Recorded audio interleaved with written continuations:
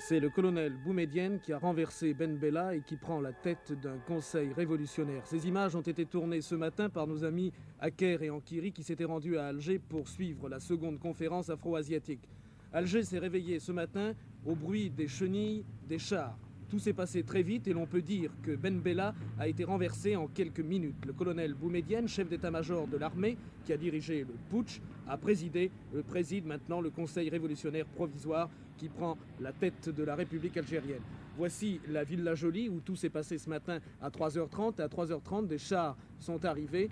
Au 6e étage, les lumières se sont allumées. Le 6e étage, c'est là où dort Ben Bella. On a entendu des bruits de vitres, puis la lumière s'est éteinte. On peut supposer que c'est à ce moment-là que Ben Bella a été arrêté. Puis, dans toute la ville, des chars se sont postés au point stratégique. Et bien entendu, devant la grande poste que vous voyez ici, Alger a été coupé du reste du monde pratiquement toute la journée.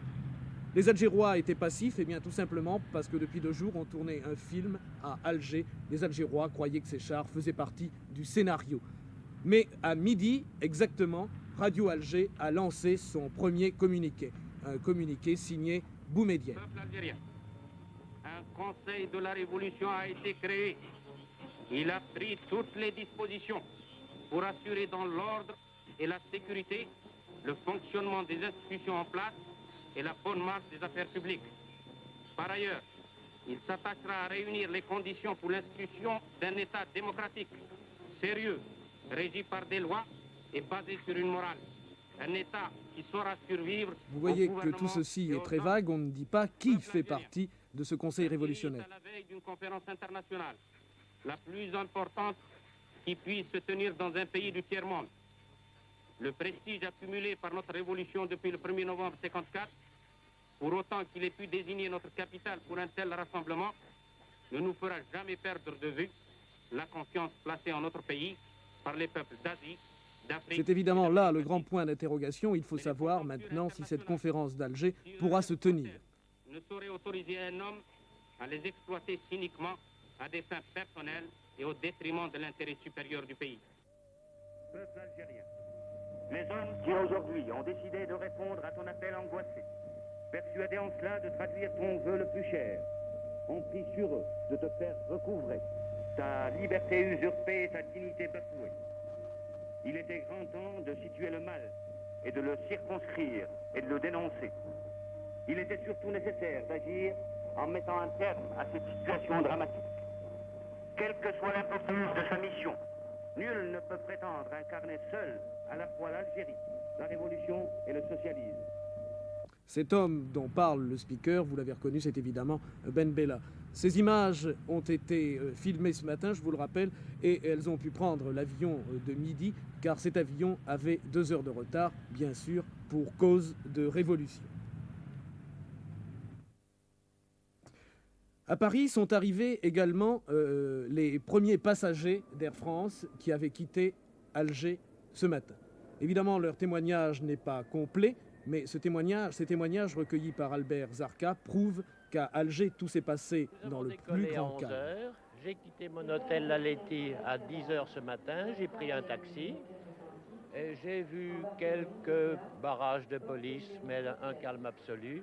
Et ce n'est qu'en montant à bord que j'ai appris par l'équipage qui venait de Paris qu'il y avait un comité de révolution qui avait pris le pouvoir. Tout ça s'est fait entre 4h et 5h ce matin, d'une manière extrêmement calme. Il y avait évidemment beaucoup de chars. Nous sommes passés d'ailleurs devant le palais du gouvernement et la propriété de Ben Bella.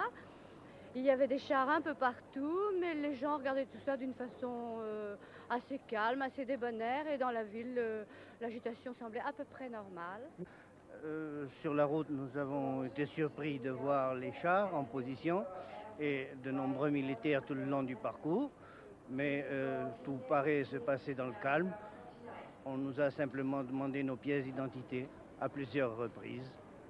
Simplement, on a vu quelques tanks dans la ville, les militaires devant le commissariat, un petit peu plus sur la route, au carrefour également les tanks, les motocyclistes de l'armée, mais... Est-ce que les journaux ont paru? Normalement, mais sans faire mention de quoi que ce soit. À notre départ d'Alger ce matin, tout est normal. Avez-vous vu des troupes et des chars? Non, il n'y a ni troupes ni chars. Le matin, il n'y a eu absolument rien du tout. On pourrait jurer qu'ils ont passé 2 jours dans l'aéroport de Maison-Blanche. Ben Bella serait interné dans un camp militaire. Il pourrait être traduit très rapidement devant un tribunal révolutionnaire car il est accusé de haute trahison.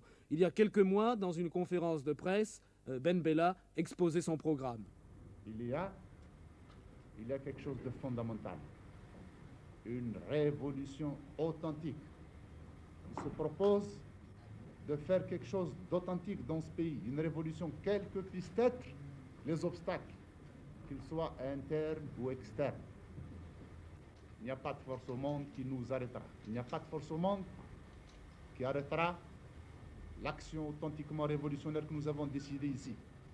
Nous nous battrons s'il faut contre le monde entier, nous armerons s'il faut des centaines de milliers d'Algériens. Mais nous mettrons la main sur les privilèges. Mais nous remettrons les richesses du pays, les instruments de richesse, entre les mains des travailleurs, en particulier entre les mains des fellahs. Cela nous le ferons, coûte que coûte. Si le monde entier s'alliait contre l'Algérie, l'Algérie ferait cela. Monsieur Bouteflika, ministre des Affaires étrangères, reste en fonction. Il a tenu ce matin à rassurer les Français. Il a dit l'Algérie reste fidèle à la politique de coopération avec la France. L'année dernière, il avait été reçu à l'Élysée.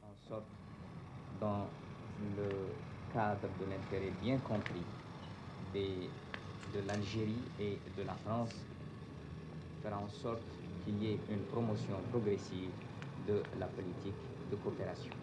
Pour terminer, écoutons le colonel Boumedienne. Il a 40 ans, c'est le nouveau maître de l'Algérie. Un jour, Ben Bella l'avait présenté à un journaliste en disant « Voici l'homme qui prépare des complots ».